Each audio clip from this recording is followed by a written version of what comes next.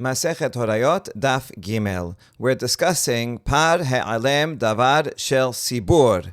If the community makes a mistake, then they bring a par. What does that mean that the whole community made a mistake? It's because the leaders, the judges, the Sanhedrin itself issued a mistaken ruling. For example, if they said that this type of chelev is kosher. So this is a sin for which, if an individual does it, the individual would have to bring a korban hatat. For an individual, that's the end of the chapter in Vayikra, chapter 4, says an individual brings a sheep or a goat, a small animal. However, if the Bet Din issues a ruling, that's a wrong ruling, and the people follow it because they think they're relying on the Bet Din, which makes sense that they would do, and it turns out that a majority of the people followed this wrong ruling, then the Bet Din figures it out finally, and they correct themselves.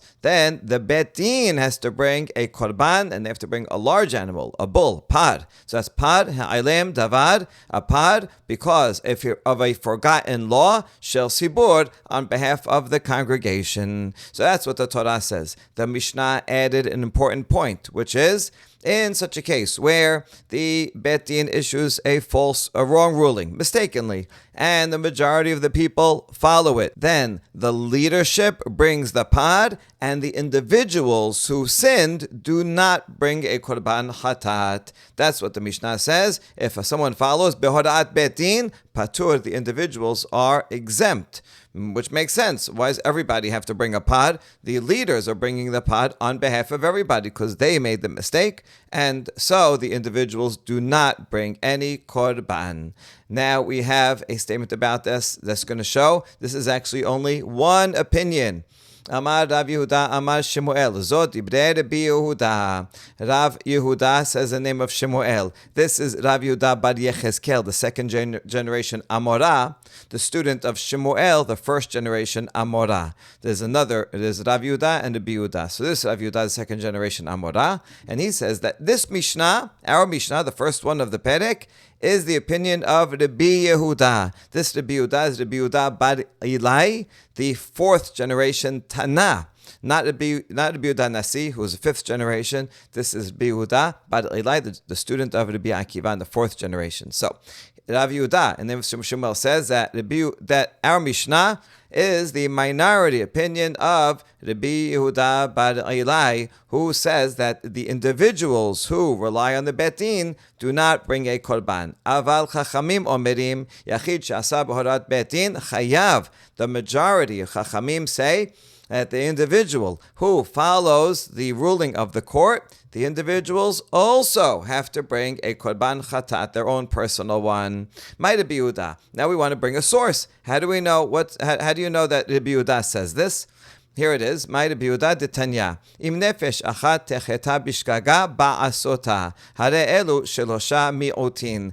The pasuk at the end of Perek Dalid, which is in the paragraph about an individual sinner, says if nefesh achat techeta bishkaga basota. It could have said simply im nefesh techeta. These words achat, bishkaga, and basota are all extra, and they're all limiting words to say that there's a certain various cases where the individual does not bring a korban. We're not going to deal with the first two, rather we're going to deal with the third one, ba'asota, when that individual performs a sin, and we learn from that, ha'oseh mepi atzmo chayav b'horat bet din patur. Only someone who acts on his own and makes a mistake, he forgot it was Shabbat, and he goes and cooks something, so he has to bring a korban. But if he's relying on the Bet Din, then he's patur basota, only based on his own mistake and not based on the Bet Din's mistake. And so, if this is Rabbi Yehuda, now note that it doesn't say here the name Rabbi Yehuda. So we're going to ask in a few minutes, how do you know that this is Rabbi Yehuda? But this is anyway Baraita number 1, that right now we're assuming is the opinion of Rabbi Yehuda bar Ilai, and it says clearly that from the word Ba'asota we learn that an individual who's relying on the Bet Din does not have to bring his own personal korban, and that's exactly the language and the ruling in our Mishnah. My Rabbanan. Okay, now what's this other opinion of Rabbanan who says that the individual also brings a korban? De Tanya. It's in the following Braita. The language of this Braita is somewhat obscure, and the Gemara is going to ask about it, precisely what it means, and clarify it. Tanya adain ani omer, mi'ut kahal shechatu chayavin, she'en betin mebi'in al yedehen par. Rov kahal shechatu yu peturin, shehare betin mebi'in al yedehem par, tamod omar, me'am ha'aretz, afilu ruba, va'afilu kula. So we're brought into the middle of a conversation here, and says, still, I can presume that if the minority of the congregation sinned, they are liable to bring their own korban because the Bet Din does not bring a pod for them. Okay, so let's discuss that case. Let's say the Bet Din issues a mistaken ruling. Okay, and only a few people follow it. Let's say there's 100 people in the whole congregation and only 20 people follow it, so it's a minority. So the rule is that the leadership does not have to bring a pod because it's only a minority that followed their ruling.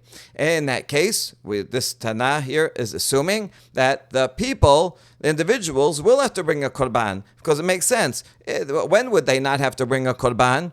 When the Bet Din is bringing a korban on their behalf, but since it's only minority, and so the Bet Din is not bringing a korban, so the individuals would have to bring a korban. Okay, so that's premise number one. But now we add further, if the majority, in fact, did sin, can it be that they would be patur? Because, after all, the Bet Din is bringing a pod on their behalf, so it makes sense that they would be patur. That would be true. That makes sense logically. And now this Braita concludes, therefore, the pasuk says, Me'am ha'aretz.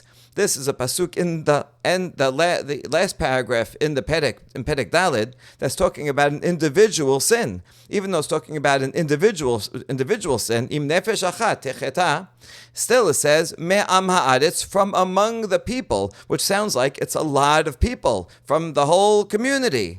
And we learned from this word, me'am ha'aretz, that even if everyone sinned, even if a majority sinned, even if everyone sinned, and we're going to prove in a second that this is talking about a case where the Bet Din said so. It's not just that the people had mass hysteria or just some whatever reason, but the people all made a sin, or majority or all made a sin by mistake.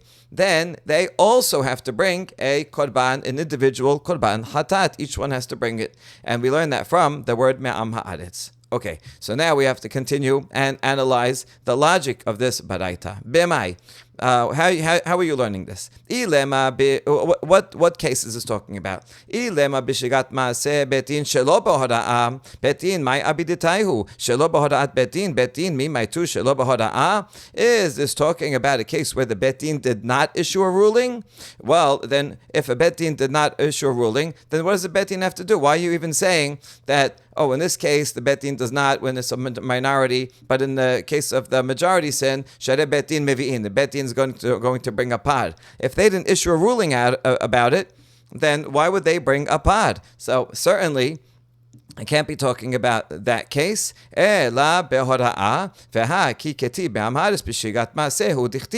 So we're talking about where the Bet Din did give a ruling, a mistaken ruling, and when it says me'am ha'aretz, that everybody is going to be bringing their individual sins, it's talking about where they made a mistake because they followed the ruling of the Bet Din. Okay, with this understanding, now we can go back and understand that baraita better. Elalav hachikama. This is how we should understand that baraita. מיעוט קהל שחטאו בשגיאת מעשה חייבים, שאין בית דין מביאים לידיהן פעל בהוראה. ההן חייבים, if only a minority of the congregation sinned, בשגיאת מעשה, the minority has to bring the individuals of the minority have to bring their own individual korban hatats. Why? Because the Bet Din is not going to bring a pod for their mistaken ruling, they don't have to bring, the leadership doesn't bring a korban. That means the individuals have to bring one. Yachol rov sibur yeshasu b'shigat maaseh yehu peturin shere betin v'ina alehem par behora'a tamud omar be'amaretz afilu rubo. And this Braita continues and says, well, if the majority of the congregation made a mistake based on the mistaken ruling of the Bet Din, then would the individuals of the majority not be liable since to bring their own korban, since the leadership is bringing a par? We would think, yes, they would. They don't have to bring their own korban, and that's why the pasuk says me'am haaretz, among all the people, even if the majority of the people sinned. Okay, so all that was simply clarifying what this baraita meant, the logical flow of the baraita. And we do see that here, according to this baraita, which is also unnamed, so we could say it's the majority, says that the individuals bring a korban even if they're relying on the Bet Din. So if it's a majority, the Bet Din has to bring a korban. If it's the minority, people follow it, the Bet Din doesn't bring a korban. But either way, the individuals who sinned have to bring also their own individual korban. It's true, they were relying on the court. Okay, but it was a mistake. Just like if they're relying on a bad calendar and the calendar says today is Sunday, but really it was Shabbat, and they violated Shabbat. So, the guy who made that bad calendar doesn't bring a korban. The individual still brings a korban. So it's still the individual's mistake in addition to the leadership's mistake. And so this baraita shows that the individuals do bring a korban as well. And that's the opinion of Chachamim and is against our Mishnah. Our Mishnah is the minority opinion of Rabbi Yehuda. Amar Papa, Mimai, Dilma lohen velo betin. The Papa questions the logic of this baraita and says, how do you know that the individuals have to bring a korban? Maybe even if the Bet Din does not bring a korban, then also the individuals also don't bring a korban. Who says that one is dependent on the other, that just because the Bet Din is not bringing a korban, that's when it's a minority of people, that the people would have to bring a korban. Maybe nobody brings a korban. So the Papa is questioning this reading of the baraita, and so we're going to clarify that too. The Gemara rejects Rav Papa's proposed reading of the baraita, where, according to Rav Papa, it's bringing up the possibility that even if the minority of the people follows the Bet Din, and the Bet Din doesn't have to bring a par, then also the people don't have to bring a korban. It's possible that nobody brings a korban. That's what Rav Papa was proposing. But the Gemara says that's not a possible reading of this baraita, because if so, why would the baraita at first look for a pasuk, Kamahadad, looking for a source regarding the majority, that if the majority follows the Bet Din, then the majority still has to bring a korban? That was the question of the baraita. So it seems that it's already assuming as a given that if only the minority follows the hora'ah of the Bet Din, then they certainly have to bring a korban. So let it first, if it didn't know that, then it should have, in other words, if you were correct, and that was a starting point that maybe nobody brings a korban, well then it would have had to start off with that point. Start off looking for a proof that the minority that sins, and in that case the Bet Din doesn't bring a korban, and so then you'd have to say, well, how do we know that in that case the minority brings a korban? Let's look for a pasuk. And only after it brought a source for the minority bringing individual korbanot, then it would look for another source for the majority have to bringing individual korbanot. But the baraita doesn't do that. It doesn't look for a source for the minority bringing a korban. Therefore, you see that the baraita takes it as a given that if the leadership is not bringing a korban, then the minority individuals, of course, have to bring korban. Doesn't even need a pasuk for that.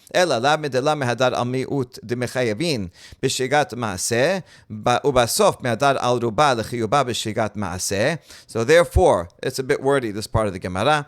Therefore, since the baraita does not first look for a source regarding the minority that they would have to bring a korban, individual korbanot, and only then look for a source for the majority that they would have to bring korban. The Gemara doesn't do that. Rather, it assumes, of course, that the minority has to bring korban and only directly looks for a source for the majority bringing a korban. Shema mina miut behora'a chayavin hen kisba u'se'ira v'shelo behora'a b'shigat ma'aseh chayavin. So we can conclude that this, according to this baraita, a minority who are following the hora'ah of Bet Din, they are liable to themselves bring a sheep or a goat, and if it's not through based on hora'at Bet Din, and they did it themselves, certainly they are chayav, and so they're chayav whether they did it individually by them on their own or whether they were following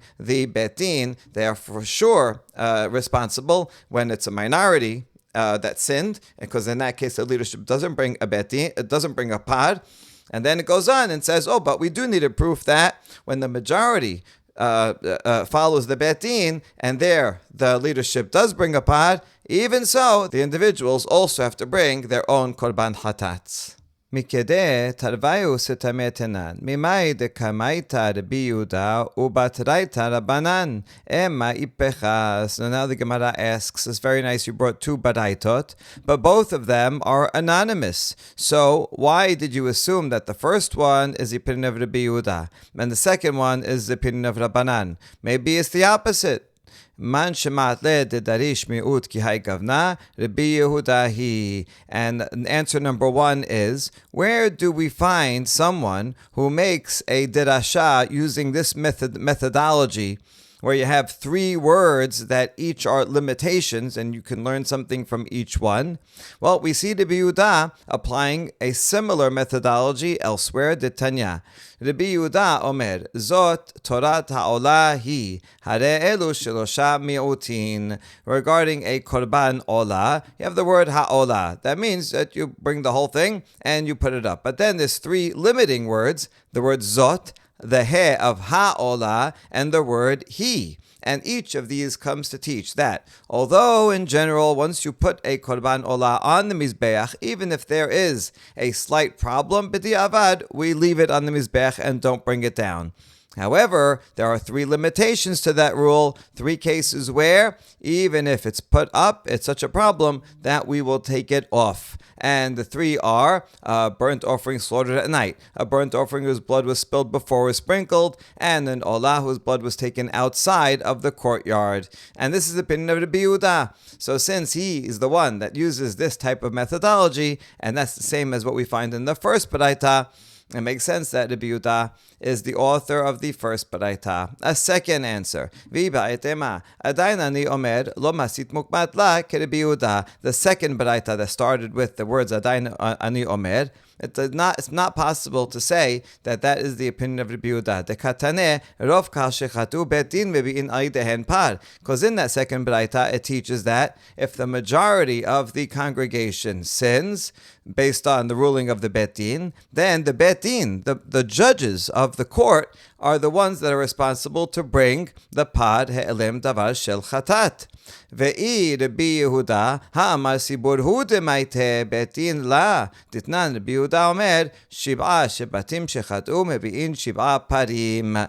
But if this was the opinion of the author of this baraita was Rabbi Yehuda actually said that the judges do not bring this pad he'elem davar, but rather it's the public that brings it, meaning the heads of the tribes, not the judges. As it says in a Mishnah, and we're going to learn on Daf He, Rabbi Yehuda says if 7 of the tribes sinned based on a ruling, and because of a ruling of the Bet Din, then the leaders of those 7 tribes bring the korban. And if it's everybody, then all 12 tribes will bring the korban. But it's the heads of the tribes that bring this korban, the pad, he'elem davar, shel sibur, not the Bet Din. And this second baraita says that the Bet Din brings it. So evidently the second baraita is not the opinion of Rabbi Yehuda. Therefore, it makes sense that the second baraita is the opinion of Chachamim, and the first opinion is the opinion of Rabbi Yehuda. And therefore, we conclude that according to Rav Yehuda, in the name of Shemuel, the author of our Mishnah, is Rabbi Yehuda bar Ilai. Rav Nachman Amar Shemuel Zot Divrei Rabbi Meir. Avachamim Omerim Yachid Shasa B'Horaat Betin Chayav. There's another version of what Shemuel taught. Beforehand, we saw what Rav Yehuda said in the name of Shemuel, but another student of Shemuel, Rav Nachman, had a different interpretation of our Mishnah and said the author of our Mishnah is actually Rabbi Meir. But the other sages, the majority, would disagree and say that an individual who followed the mistaken ruling of the Beit Din, that individual has to bring a korban of an individual chatat. Might be Meir, might Rabbanan. Where do we see these opinions of Rabbi Meir and Rabbanan? The Tanya, Horu ve'asu. Rabbi Meir poter, Chachamim chayavin. Braita says, if they issued a ruling, that's the Beit Din, a mistaken ruling, and they performed an action, a sin, we're not sure who did that, who's the they. That's what we'll discuss in a second. Rabbi Meir says, not liable. That would be like our Mishnah that says the individuals are not liable. And Chachamim say that they are liable. Man asu, ilema Beit Din, mai ta'amad rabbanan demechayevi. But now we have to clarify, who did the action? Is it the Beit Din themselves that did the action? They ruled that this chelev is kosher and they ate it? Well then, what would be the reason of Rabbanan that say chayav? Nobody would say chayav if the only ones who sinned were the Beit Din. V'atanya yachol oru Beit Din ve'asu Beit Din yachol yihu chayavin tamud omar hakahal ve'asu ma'aseh talui bakahal ve'hora'at teluya beBeit Din. We have a baraita that asked this very question: can it be that if the Beit Din ruled something mistaken, and the Beit Din are the ones that made the sin, would they be liable to bring a korban? No, because the pasuk says that the congregation did the action of the sin. So the action is dependent on the congregation, and the ruling is dependent on the Beit Din. The Beit Din gives the wrong ruling, and the congregation is the one that sins. Then the Beit Din has to bring a korban. But if just the Beit Din, only they sinned and not the kahal, then they would not bring a korban. So it can't be that the word asu, although a simple reading would be horu ve'asu, same pronoun, they, the Beit Din, gave ruling and they sinned, but that's impossible. Ela horu Beit Din ve'asu rov kahal. Mai tamad Rabbi Meir defoter. Ela lav horu Beit Din ve'asu miut kahal ubahaka mipalge. Morsa berechid shasa b'horat Beit Din patur. Or morsa berechid shasa b'horat Beit Din hayav. So rather, is it a case where the Beit Din gave a ruling and the majority of the congregation followed their ruling and sinned? If so, what would be the reasoning of Rabbi Meir, who says here that the Beit Din does not bring a korban? Because everybody would agree that if the majority of the congregation follows the mistaken ruling, that's the typical case where the Beit Din has to bring a korban, and nobody would disagree and say patur. So that can't be the case either. Rather, it must be a case where the Beit Din gave a mistaken ruling, and the minority of the congregation followed it.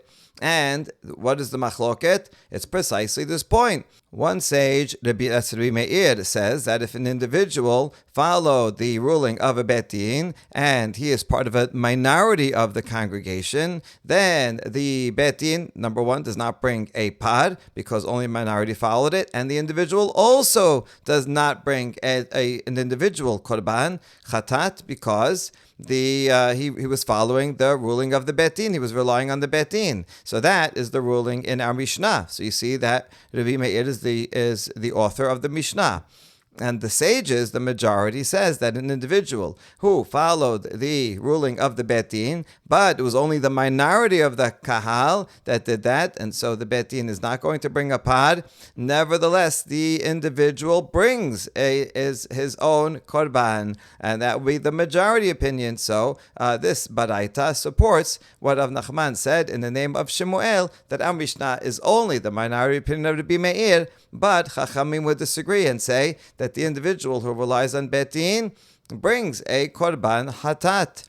Is this a necessary reading? Amar Papa, Tekula Ama Yachid She'asa B'horat Beit Din Patur. Papa says no. It could be that our Mishnah is unanimous, and everyone agrees, Rabbi Meir and the Chachamim, that an individual who relied on the Bet Din, that individual does not bring a korban, no matter what, even if it's the minority of the people, and the Bet Din doesn't bring a korban, still the individuals do not bring a korban.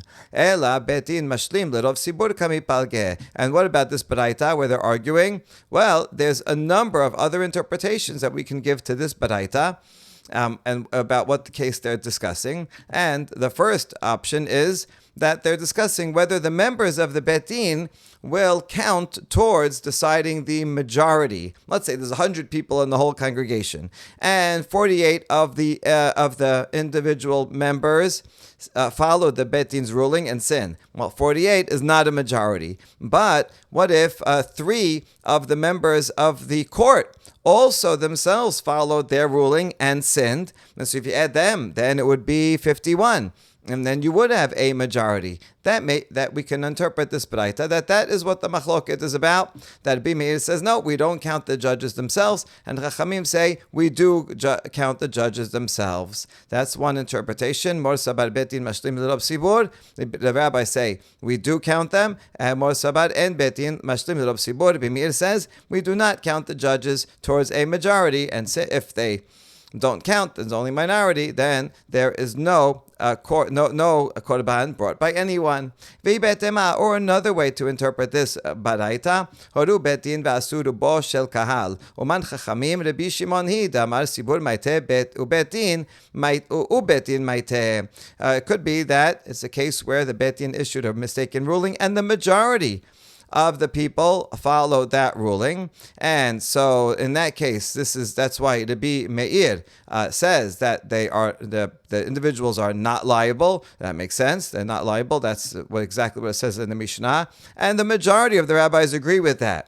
And the Chachamim here is actually a minority opinion of Rabbi Shimon, who says that the individuals of the congregation also bring a korban, and the Bet Din brings a korban. So that's Rabbi Shimon, a very extreme opinion that says even if the majority sin, and for sure in that case the Bet Din brings a korban a pod, still the individuals bring a pod. That is the Chachamim in the Baraita is actually the minority opinion of Rabbi Shimon.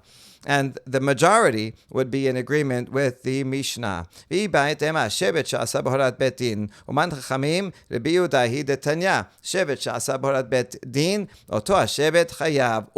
another interpretation of this Baraita is talking about a case where only one tribe followed the mistaken ruling of that tribal high court. Like we have a federal Supreme Court for the whole land, and every state has a state Supreme Court. So if the Shevet Supreme Court gave a ruling, and that Shevet went and followed that mistaken ruling, so does this law of Pad He'elem Davar Shel Sibur, does that apply to one Shevet? Well, Rabbi Yehuda says it does. So the Chachamim in this Baraita is actually Rabbi Yehuda, who says that even one tribe that follows its Bet Din, that tribe, its tribal leaders, have to bring a korban. Whereas Rabbi Meir represents all the other opinions that say that you don't have to. That's what they're talking about, but they're not talking about the case in our Mishnah. כגון שחטאו 6 והן רובו של קהל או 7 אף על פי שאינן רובו של קהל ומתניתין מנה רבי שמעון בן אלעזר היא. Or yet another interpretation of this baraita, it could be talking about a case where 6 out of the 12 tribes followed the ruling of the mistaken ruling of the Bet Din, but by population those 6 are a majority of the nation. Or a case where 7 out of the 12 followed the mistaken ruling of the Bet Din, even though by population they are not the majority, but they are the majority if you count of the tribes. In those two cases, there is a machloket, and this baraita, who would it be? Who would be the Rabbanan of the Braita? It would be Rabbi Shimon ben Elazar, who says that the Bet Din is liable in such a case, as we see here. The Tanya, Rabbi Shimon ben Elazar omer mishemo, chat u shisha vehen rubo shel kahal, o shiba ve'af al pi she'enan rubo shel kahal, chayavin. Rabbi Shimon ben Elazar says in the name of Rabbi Meir that in these cases, if it's 6 of the Shevatim, but it's a majority of the population, or 7.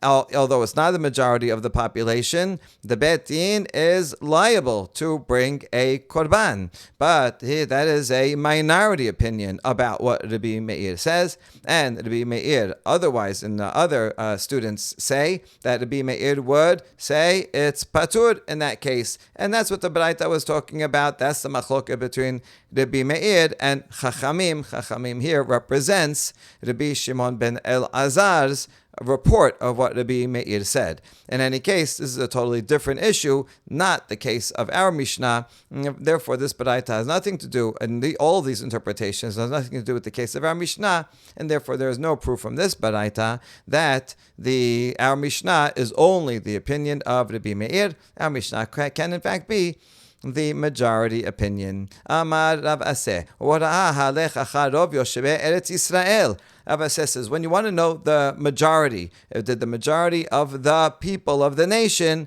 follow the mistaken ruling? How do you count the majority? Which Jews do you count? In Israel, outside of Israel, in a certain city? What's the borders? So the Rav Aseh's answer is we follow the majority of those who live within the borders of Eretz Yisrael. Shneimar, Vayash Shlomo ba'etahi et chag v'chol Yisrael imo kahal gadol min lebo chamat ad nacha Mitzrayim lifnei Adonai. When King Shlomo celebrated the inauguration of the Bet HaMikdash, and it overlapped with Sukkot, he said he celebrated Hechag, Sukkot, and everybody with him, Kahal Gadol, a great large congregation, and they gathered together from the entrance of Chamat until the brook of Egypt before Hashem, and they celebrated 7 days of Sukkot and another 7 days, altogether 14 days. Mikedi ketib, 7 days first actually, and then 7 days of Sukkot afterwards. And now that was their big great celebration. Mikedi ketib v'chol Yisrael imo. Now it says all of Israel was with him. Kahal gadol min lebo chamat ad nachal Mitzrayim lamali. If I already know that all of Israel came to celebrate, why do you have to specify that it was a big congregation and specified these borders? Shema mina hanehu dikri kahal, aval hanach lam ikri kahal. The answer is that those that come from within these borders, these are the borders of Israel, they are called the congregation of Israel. But others that don't live within those borders are not called the congregation of Israel. And therefore, when we're trying to decide, did the majority of the Jewish people follow this mistaken ruling of the Bet Din, we count only the residents of Eretz Yisrael and not anyone who lives outside of Eretz Yisrael. Peshita merubin v'nitma'atu hainu pelugta de Rabbi Shimon v'Rabbanan. And now we ask a question. What if the Bet Din makes a mistaken ruling and a majority of the congregation follows that? Let's say there's 100 people in the congregation and 51 people follow that. But then later on, that majority became a minority. Let's say 2 of the sinners died. And so now it's 49. And they didn't bring a korban just yet. And the realization that they made a mistake happened after a few sinners died. And so at the time of the sin, it was a majority of the congregation. At the time that the Bet Din became aware that they made a mistake, it was only a minority of the sinners that were still alive. So in that case, do we follow the time of the sin, and they would have to bring a pod, helem davar shel sibur, or do we follow the time of the awareness, in which case they wouldn't? Well, the answer to that will be dependent on a similar machloket that we find in a Mishnah in this Masechet on Daf Yod Amud Bet between Rabbi Shimon and Rabbanan. The case there is a layman, a regular, let's say a Kohen, who becomes a Kohen Gadol, but in the meantime he sinned. So it goes as follows. When he was a regular Kohen, just a lay person, he made a sin, he cooked on Shabbat by mistake. And he has to bring an individual korban chatat. But he wasn't aware yet that he had sinned. And then he was appointed to become Kohen Gadol and anointed. Now he's Kohen Gadol. After he became Kohen Gadol, he realized, oh no, last week I thought it was Sunday and I cooked eggs, but it was really Shabbat. He has an awareness at that point. So does he still bring a korban as an individual? The opinion of Rabbanan is yes, he brings an individual, a regular goat, not the special korban that a Kohen Gadol has to bring. Because according to Rabbanan, we go by the time of the sin. According to that, here also, we would go by the time of the sin. When the people made the sin, they were the majority. And therefore, the judges will have to bring a par. However, according to Rabbi Shimon, since he became Kohen Gadol now, he doesn't bring any korban at all. He doesn't bring a korban as Kohen Gadol because he didn't sin at that time when he was Kohen Gadol. And he also does not bring an individual korban chatat because he says at the time he became aware. That's the key. And he was not at that time he was Kohen Gadol, not an individual. So he doesn't have to bring an individual korban. So too here, Rabbi Shimon would say that since at the time that the Bet Din became aware, the sinners were the minority, therefore they do not have to bring a korban elem davar shel sibur. That is easy. Here's the hard part. Mu'atin v'nitrabu mai. What if the other way around?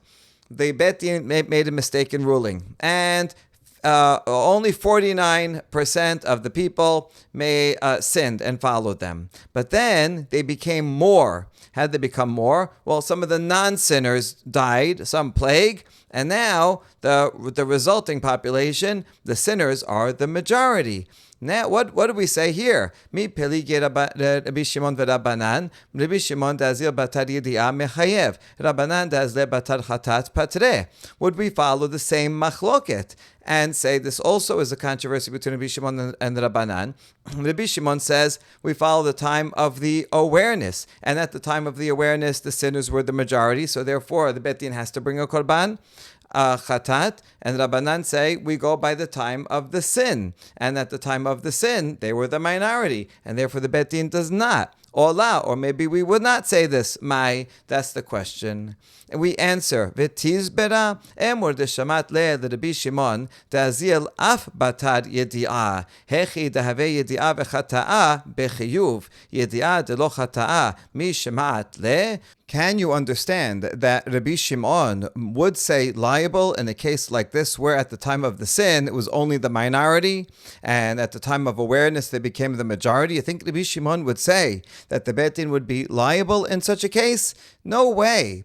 We only have heard that according to Rabbi Shimon, one is liable to bring an individual korban when he is a regular layman, also at the time of awareness. Not only at the time of awareness, right? He has to be a regular layman, both at the time of the sin and the time of awareness. But if he is a layman only at the time of awareness, but not at the time of the sin, would he be liable? Yedi'ah delo hata'ah, awareness without the sin. Would Rabbi Shimon ever say that? That would be like theoretically, if it was a case of someone who was a Kohen Gadol, and then at the time of the sin, and then became not a Kohen Gadol, which we actually never demote someone like that. But this applies also to a Nasi. So maybe a Nasi, he's a king or a patriarch of the people, and he sinned while he was a Nasi, and then he was taken out of his position. In such a case, Rabbi Shimon also would not say that he is liable because we go only by awareness and it doesn't matter what his status was at the time of the sin, because the imken laiteki hashta. If all that mattered was the time of awareness and not the time of sin, in that case, according to Rabbi Shimon, and someone who's a regular Kohen when he sins, and then he becomes Kohen Gadol, and then he becomes aware, let him bring the special korban for a Kohen Gadol. But he doesn't bring that. According to Rabbi Shimon, he brings nothing. So you see that according to Rabbi Shimon, one brings an individual korban only when both the sin was done while he's a layman and the awareness also was. He takes both into account, not just the awareness. Rabbi Shimon, rather we see Rabbi Shimon needs that one has to be a layman at the time of the sin and at the time of awareness. And therefore, in this case, where there was only a minority of the people sinned at first, so then that already disqualifies the Bet Din from having to bring a korban. Even though they become the majority after, according to the Shimon, we need the qualification of the majority both at the time of the sin and at the time of awareness. And so, in this case, everybody would agree that the Bet Din does not have to bring a korban. We next have a series of questions that we will leave off in a teko. Ibaya lehu horu Bet Din cheleb mutar v'asu mi'ut hakahal v'chazru Bet Din bahen v'horu v'asu mi'ut acher mahu kevan d'shtei yidiot ninhu lamistaref od yama kevan d'idi v'idi cheleb hu mistaref.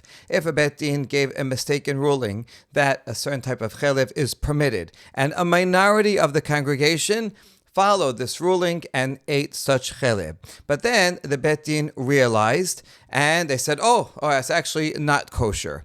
But then later on, they gave another mistaken ruling of the same type, and another minority of the community followed that second ruling. And then they realized again that it was a mistake. So, although you have two minorities here, but if you add them up, it would be a majority. So do we say that since they are two different periods of awareness, it was two different rulings, and there was an awareness in the middle, so we consider these to be two different separate incidents, and they do not join together, and there was a minority here and a minority there, and they stay separate, and therefore the Bet Din does not have to bring a korban he'alem davar shel sibur?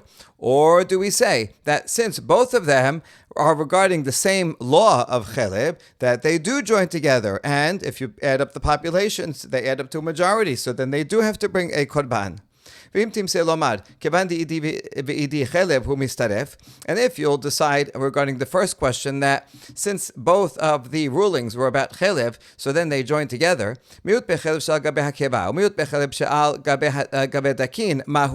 if the first ruling they said the fat that's on the maw is permitted, in fact it's prohibited, and then they realized, and then the second time they ruled that the fat that's on the small intestine is permitted, but really that's also prohibited.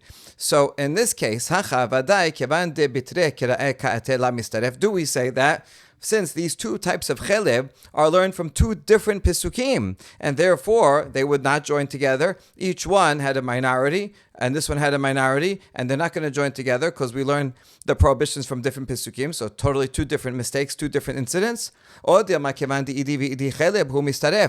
Or since they're all about cheleb, although they're different types of cheleb, maybe the mistakes do join together as one incident, and it's a majority, and then the Bet Din has to bring a korban.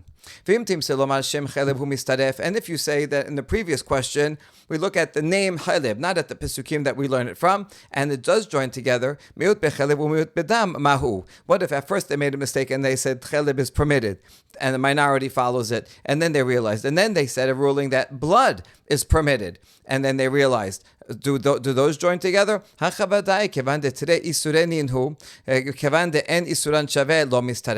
Do we say these are two different prohibitions? So surely they're not going to join together, and the Bet Din does not have to bring a korban.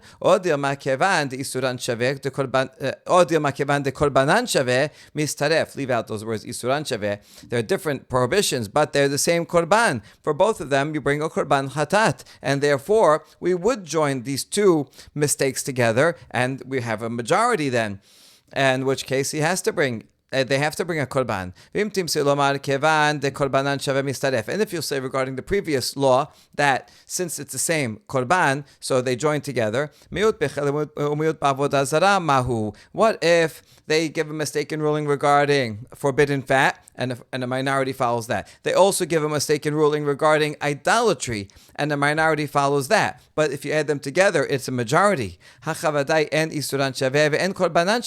this case, it's a different prohibition, one is chelev, one's avodah zarah, and the korban is different. Both of them, if you do it unwittingly, you have to bring korban hatat. But for avodah zarah, there's a special law that the korban hatat has to be a female goat. For other prohibitions, it can be a female goat or a female sheep. So the sacrifice is not the same, and therefore we would not combine the two majorities together. Or since regarding both of these, if someone would violate intentionally, they would get the same punishment of karet, and therefore we should join these prohibitions together and join the minorities to make a majority, and the Bet Din would have to bring a korban. All very good questions that I'm sure back in the Bet Midrash they discussed at great length, but we leave it standing. Horu Bet Din shecheleb mutar ve'asu mi'ut hakahal. Umet oto Bet Din ve'amad Bet Din acher ve'chazru ve'horu ve'asu mi'ut acher. Another question, what if one Bet Din said chelev is permitted, and a minority of the community followed it, and then that Bet Din, the judges on that Bet Din died, and a new Bet Din comes up, new judges, and they gave another ruling, the same mistaken ruling, and another minority followed that, and if you'd add the two minorities together, you would get the majority. What do you say about that? Now,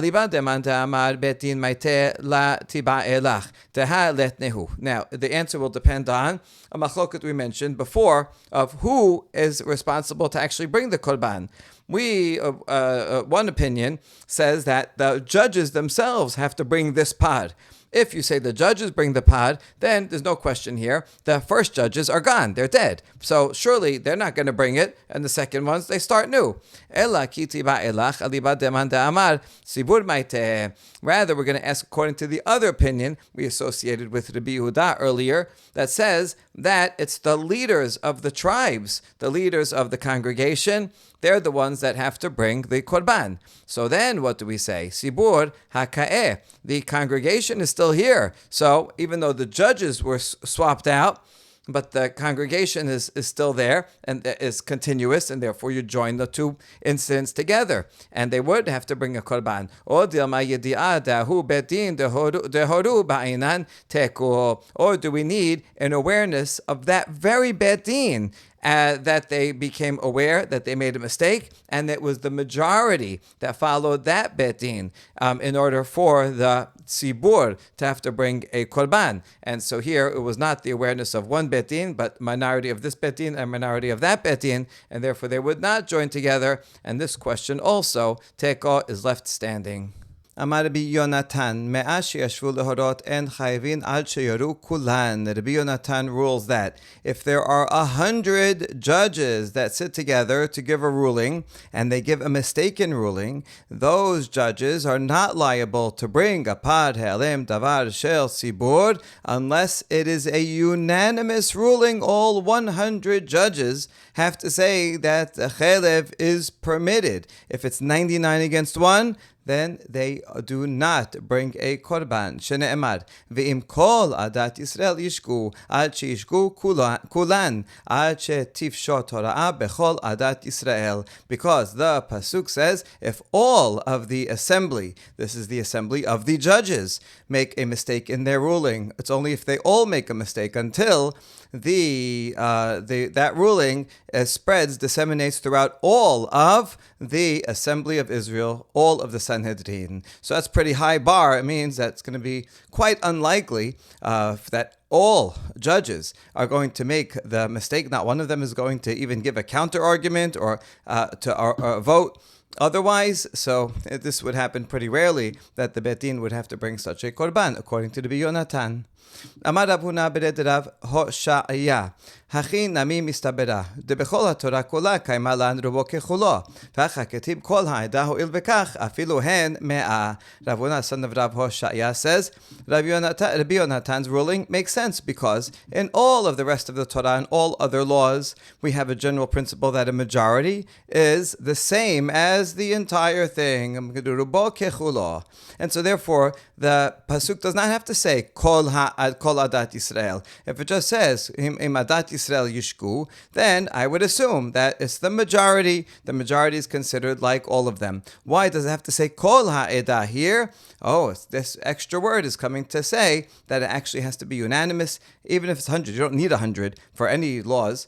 The max you need is 23 for capital punishment, or 71 for a Sanhedrin, but 100 you don't need. But if you have more and one person says otherwise, that chelev is actually not kosher, it rules against the majority, then they do not bring a korban. So we know that from this extra word kol. תנן, הורו בית דין וידע אחד מהן שטעו תמיד וראוי להוראה והלך ועשה על פיהם בין שעשו ועשה מהן בין שעשו ועשה אחריהן בין שלא עשו ועשה הרי זה חייב מפני שלא תלה בבית דין. A challenge against Rabbi Yonatan from our Mishnah, the second part of our Mishnah, that says if the Beit Din gave a ruling and one of the judges on that very Beit Din knew that it was a mistake, or if it was a student who was worthy of giving halachic rulings himself, and that individual, let's focus on the judge, went and followed their ruling. Although he knew better, he went and ate that chelev. And it doesn't matter in this case whether the rest of the judges ate it and he also ate with them, or whether they did it and he ate afterwards, or whether the rest of the judges did not eat the chelev at all and only he did.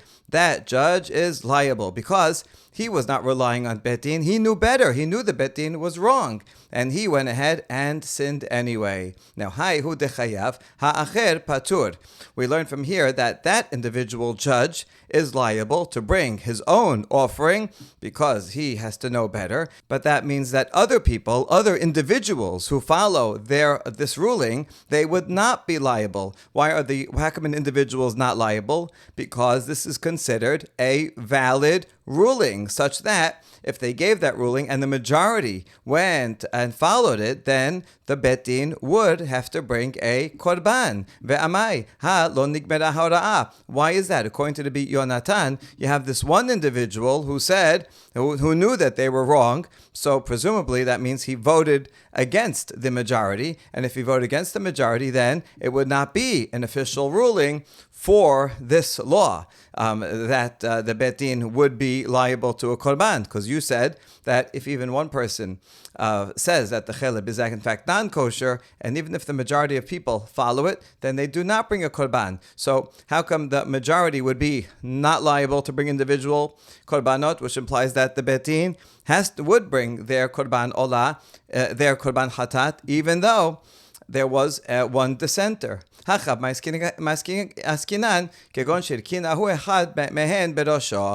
a case where that one individual who knew they were wrong, he didn't say, I agree with my vote, but he nodded with his head. He just made a little kind of bow, and they indicating his agreement. So everybody thought, okay, that's a vote. So that's enough of a vote to make it unanimous.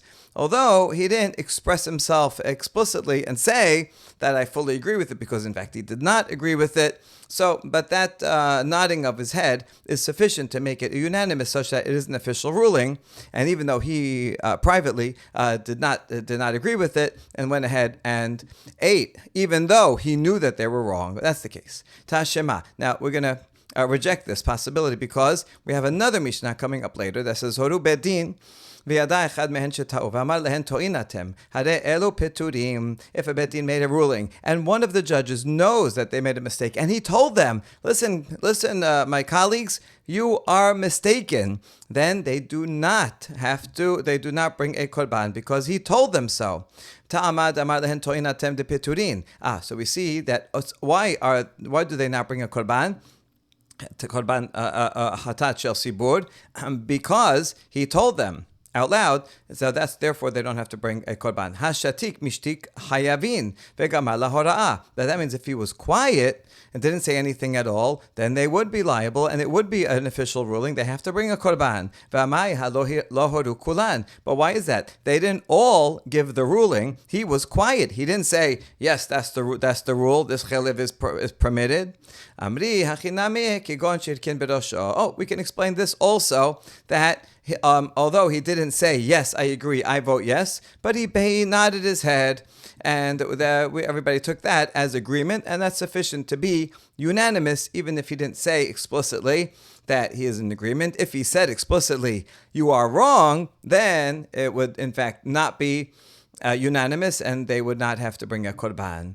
Mativ Rab Shashia, another challenge from a baraita that Rab Shashia brings. Samchu rabotenu al dibre Rabban Shimon ben Gamliel al dibre Rabbi Elazar Rabbi Sadok. Shayu omrim en gozin gezra la sibur ela im ken rov sibur yecholin la'amod ba. He says that the sages relied on the opinions of Rabban Shimon ben Gamliel and Rabbi Elazar Rabbi Sadok. They said that we cannot make a decree for the congregation unless the majority of the congregation can withstand it. If the rabbis say something that's too difficult for people to accomplish, like that oil of non-Jews is forbidden, and it's too impractical, most people can't do it, then the gezerah is not valid. V'amar Rav Ada bar Abba, ma'ikera b'me'era atem ne'arim ואותי אתם קובעים הגוי כולו, ואחד תכתיב הגוי כולו ורובה ככולה דמה. תיובתא דרבי יונתן תיובתא. And Rav Ada bar Abba says, what's the verse from which we can derive that if the majority of the community cannot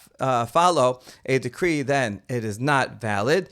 It's from Pasuk from Malachi, regarding an oath that the people took, that they would keep the laws of Maaser. And it says, with the curse, you are cursed, you who rob me, the entire nation. So it says here, the entire nation. And we are deriving from this phrase, the entire nation, that even if it's just a majority that cannot follow it, then it's not valid. So here, although it says everyone, but yet we learn from here that the majority is like the entirety. And so therefore, if a majority is like the entirety, then it should be sufficient. If the majority of judges say that chelev is permitted, then that's a valid ruling. And if the majority of people then follow it, then they will have to bring a korban, and that is a refutation against Rabbi Yonatan's ruling that they only bring korban if it's unanimous. And once we have this answer, then we can go back and explain these mishnayot in a more straightforward way.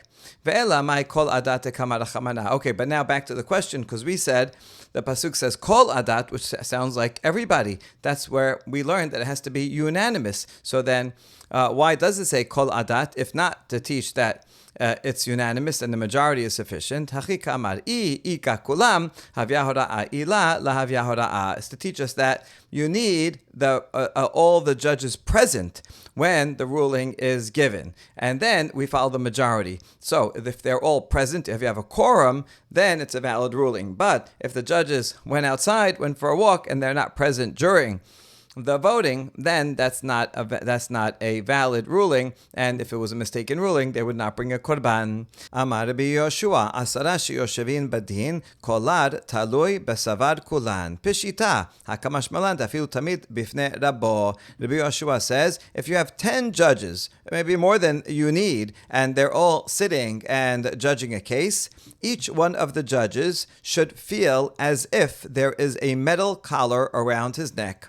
In Roman times, they would put a metal collar around the neck of the defendant, kind of like we would use chains or handcuffs, and until they decide if he's guilty or innocent. And so now the judges should feel the weight of responsibility, each one individually, as if he is responsible. His vote will decide if this person is going to get a punishment or not. And the judge shouldn't say, well, I could say guilty, and, well, there's 9 other people here, so they'll be responsible. I'm just going to say guilty. I don't have to think about it too much. No, whatever happens to him is your individual responsibility. We say, Peshita, isn't that obvious that all the judges have to feel responsible? Oh, he's adding that this is also true for the student that's sitting before his master. The master is the judge, and there's some students there that would be around in the courthouse to learn. If the student sees something wrong, so he shouldn't just be quiet and says, well, I'm sure my teacher knows what he's doing.